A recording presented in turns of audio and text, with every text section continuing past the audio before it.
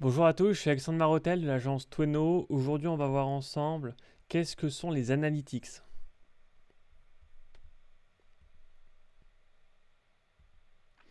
Alors tout d'abord, on commence par une définition. Donc analytics est un terme anglais qui désigne simplement l'analyse de données. En SEO, cela signifie l'ensemble des méthodes qui vous permettent d'analyser votre site web grâce à la collecte d'informations. Il s'agit d'indicateurs précieux qui vont vous permettre de prendre des décisions les plus avisées possibles afin d'améliorer vos performances SEO. Alors, pourquoi suivre ces analytics et pourquoi est-ce que c'est important, notamment en SEO? Tout simplement parce qu'en fait, ça va vous permettre notamment de regarder quelles sont les performances de votre site web. Et si jamais vous rencontrez des problèmes, ou même si d'ailleurs vous n'en rencontrez pas forcément, l'objectif, ça va être d'identifier des domaines qu'on va potentiellement pouvoir améliorer. Donc si vous faites déjà bien, on va faire en sorte qu'on fasse encore mieux. Et si on fait les choses pas forcément correctement, le fait de pouvoir identifier grâce aux données finalement les problèmes qu'il peut y avoir sur votre site, c'est la meilleure façon pour les résoudre. Donc quels sont les types de données qui sont généralement analysées sur un site web? Je vous ai donné des exemples, il y en a beaucoup, mais du coup il y a le trafic, les sources de trafic, le taux de conversion, le positionnement du site sur certains mots-clés, des données notamment démographiques sur les visiteurs, la durée de visite, etc. Il y a énormément d'informations, donc du coup je me suis contenté de cela. Alors pourquoi est-ce que c'est important donc d'analyser notamment pour le SEO ces data?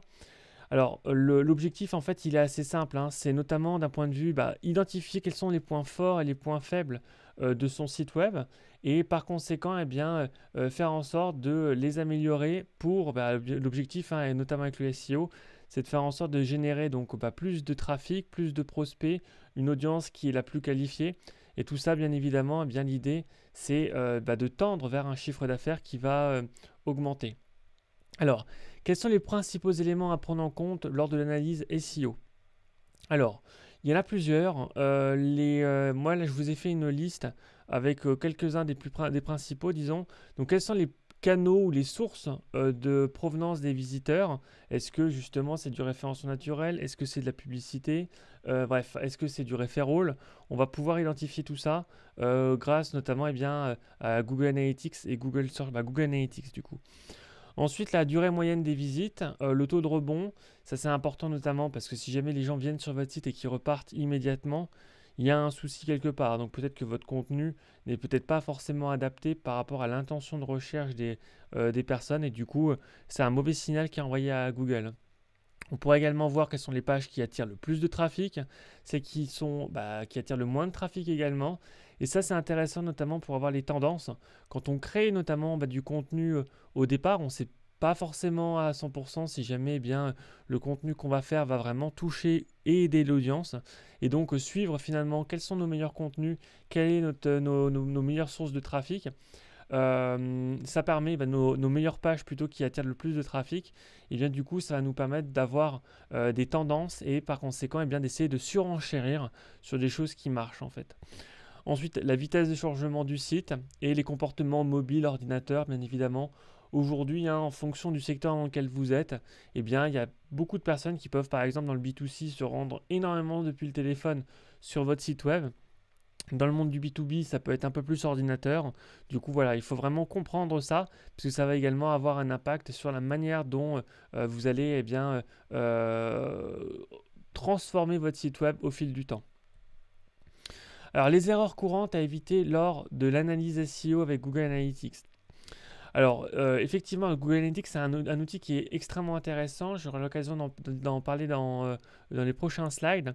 Mais effectivement, souvent, il y a des problèmes de paramétrage. Alors, ils n'ont pas forcément rendu la chose ultra simple, en tout cas à mon sens, Google. Même si, par exemple, depuis WordPress, maintenant, on peut mettre en place notamment des plugins qui permettent de faire la liaison avec Google Analytics. Mais sinon, à chaque fois, il fallait mettre notamment un morceau de code de tracking, ce qu'on appelle un tracking code, du coup, au sein de votre thème de WordPress. Et du coup, bah, si vous changez de thème, bon, ça peut causer des soucis dans le suivi. Bref. Donc souvent, le problème, c'est vraiment au niveau du code de suivi. Et après, effectivement, si jamais vous avez eu des difficultés à mettre le code, parfois, eh bien, on peut en mettre même plusieurs. Et c'est là aussi où ça peut créer des problèmes. Autre point avec Google Analytics qui peut poser des soucis, c'est notamment d'un point de vue de l'échantillonnage. Donc en fait, en fonction de ce que vous allez pouvoir faire notamment des filtres et créer des échantillons en fait avec Google Analytics. Et parfois, eh bien, le fait de garder ces échantillons, eh bien, ça peut biaiser des informations et créer justement des mauvaises interprétations par rapport aux données qui sont affichées. Alors, quels sont les outils analytics que vous pouvez utiliser? Alors là, j'en ai nommé quelques-uns, il y en a énormément hein, de manière générale. Alors, pour suivre votre site et le SEO, il y a énormément d'outils. Du coup, là, je vous indique ceux qui me paraissent être ceux qui sont entre guillemets les plus gros et peut-être les plus évidents également, donc Google Analytics. Donc du coup, qui va vous permettre de suivre vos sources de trafic. Google Search Console, en fait avec Google Search Console, ce qui va être intéressant, c'est notamment que vous allez pouvoir voir finalement qu'est-ce que les gens tapent dans Google pour arriver sur votre site. Donc c'est quand même une information qui est extrêmement précieuse. Vous pouvez faire une liaison d'ailleurs entre Google Analytics et Google Search Console. SEMrush, Ahrefs, qui sont également des outils d'analyse qui sont intéressants notamment pour le suivi des positions, suivi des backlinks, voir où est-ce que la compétition obtient du trafic, etc. etc. Alors, comment est-ce que ça fonctionne finalement les outils d'analyse web? En fait, les outils vont, alors justement via un code JavaScript, ils vont finalement baliser certaines de soit l'ensemble, soit certaines de vos pages. Et du coup, eh bien, ça va permettre comme ça de faire remonter de l'information de votre site vers ces outils. Et du coup, après, eh bien, l'objectif, ça va être d'analyser toutes ces données qui sont proposées. Alors, quels sont les meilleurs outils d'analyse web pour les débutants? Alors, c'est toujours un peu délicat de répondre à cette question, mais en tout cas, à mon sens, pour moi, Google Analytics et Google Search Console sont les meilleurs outils. Est-ce que c'est vraiment dédié aux purs débutants? En fait, sans vraiment rentrer dans le détail de la complexité de l'outil, on peut réussir à faire des analyses avec Google Analytics et Google Search Console qui sont intéressantes, même quand on démarre depuis peu de temps. Après, c'est vrai que plus forcément on va prendre le temps de monter en compétence sur ces outils-là, ben, finalement plus on va avoir une vision qui va être affinée de notre site web et de notre business en fait. Même chose, alors cette fois c'est pour les outils qui sont gratuits. Le gros avantage de Google Analytics et Google Search Console, c'est justement eh bien, le fait qu'ils soient gratuits. Donc c'est notamment si vous êtes en mode de démarrage. Par exemple, les anciens outils que j'ai montrés tout à l'heure, là, les Ahrefs et SEMrush, ça peut monter quand même assez rapidement en termes de pricing. Donc on peut être autour de 80-90 euros par mois. Du coup, bon, notamment quand on démarre, c'est pas forcément le budget qui est le plus évident. Par contre, Google Analytics et Google Search Console, il n'y a aucune raison de ne pas les avoir. Et d'ailleurs, souvent, moi, quand je signe ou quand j'ai des prospects, etc., la première chose que je demande à mes clients, c'est d'avoir ces informations-là. Parce que le SEO, c'est avant tout... alors, il y a beaucoup d'analyses de data avant de passer à l'action.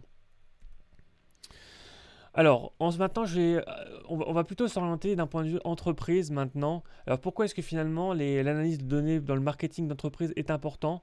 En fait, l'objectif, hein, bien évidemment, il est assez simple, hein, c'est vraiment de stimuler les performances commerciales et d'améliorer les résultats.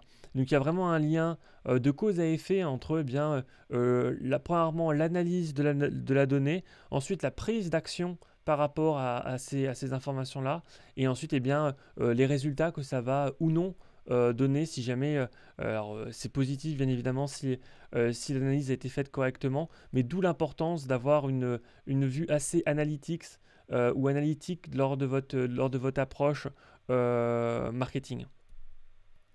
Alors les 4 principaux types d'analyses utilisées par les entreprises, donc il y a les analyses qui sont descriptives, donc ça permet de répondre aux questions sur ce qui s'est passé. Ensuite l'analyse diagnostique qui aide à répondre aux questions concernant les raisons pour lesquelles les choses se sont produites. Ensuite l'analyse prédictive, donc permet de répondre aux questions sur ce qui va se passer dans le futur. Et ensuite, dernier point, l'analyse prescriptive qui permet de répondre aux questions sur ce qu'il faut faire. Alors, les 4 avantages de l'analyse pour les entreprises. Alors, premièrement, hein, amélioration de la prise de décision. Pour moi, le Google Analytics, Google Search Console, d'ailleurs, ça serait la même chose hein, lorsqu'on fait de la comptabilité, bilan comptable, etc. Eh bien, lorsqu'on a quelque chose qui va être précis, avec des informations qui sont fiables, eh bien, finalement, on va aboutir sur, en tout cas, une vue globale de business qui sera plus fiable. Et par conséquent, si l'analyse, entre guillemets, par la suite est correcte, eh bien, on va être susceptible de prendre des décisions qui vont être les bonnes pour la suite en fait. Donc du coup, il y a vraiment un travail à ce niveau-là. Ensuite, l'amélioration, deuxième point, notamment des aspects marketing. Bien évidemment, en fonction des données que vous allez obtenir, eh bien, vous allez pouvoir ajuster vos campagnes marketing, voire même votre stratégie marketing. À mon sens, une stratégie marketing doit être également basée, alors lorsque vous avez déjà un business qui tourne hein, sur des données. Lorsque vous lancez votre entreprise, c'est un peu plus délicat parce que vous n'avez pas forcément de données. Mais du coup, voilà, c'est vraiment important, notamment pour pouvoir ajuster sa stratégie et parfois dire, eh bien voilà, tel type de stratégie ou tel type de levier marketing finalement apporte peu de résultats ou en tout cas à budget équivalent, c'est beaucoup moins intéressant et du coup ça permet de réallouer assez rapidement finalement vos budgets et donc de prendre des décisions qui sont les plus efficaces pour votre activité. Un meilleur service client également, effectivement, par exemple, lorsque vous avez votre site web et lorsque vous voyez les comportements des utilisateurs et que par exemple, je sais pas moi, si vous avez fait un contenu sur une FAQ et que finalement vous vous rendez compte que eh bien, les gens vous posent quand même encore la question, même si ils ont eu l'occasion d'aller sur la FAQ, c'est qu'il y a peut-être un problème justement dans le contenu qui a été proposé. Donc du coup, et puis même par exemple le fait de faire des FAQ ou de proposer des réponses sur votre site web va potentiellement vous aider, aider vos clients et donc va rendre le service client plus efficace. Donc vous allez pouvoir suivre ça notamment avec vos analytics et donc améliorer eh bien, le parcours client d'ailleurs de manière générale. Et donc globalement également hein, les analytics ça permet également de rendre les opérations plus efficaces, notamment hein, en termes par exemple de funnel. Vous allez pouvoir bien justement rendre les choses de manière beaucoup plus fluide. Et si jamais par exemple vous avez des taux de rebond ou des gens qui partent à un certain moment de votre parcours client, du coup, eh bien, vous allez pouvoir identifier ça et donc le résoudre. Et voilà. Donc voilà, j'espère que cette vidéo elle vous aura plu intéressé. Si jamais vous souhaitez aller un peu plus loin en termes de SEO, n'hésitez pas à vous rendre sur le blog de Tweno. J'ai notamment fait un article complet hein, sur cette définition donc, de Analytics, dans lequel je rentre beaucoup plus dans le détail, je donne également beaucoup de data, il y a des visuels également, donc c'est toujours du contenu que j'essaye de rendre le plus riche possible.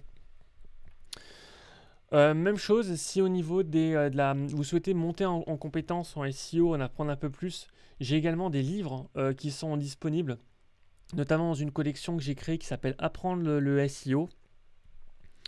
Et enfin, j'ai également une formation en ligne qui est disponible, qui va vous permettre justement, alors si vous avez un site qui est en démarrage, ou si vous avez déjà un site qui obtient du trafic, et bien avec cette formation, l'objectif c'est vraiment de vous montrer pas à pas comment faire pour obtenir encore plus de trafic sur votre site web grâce au SEO, grâce au référencement naturel.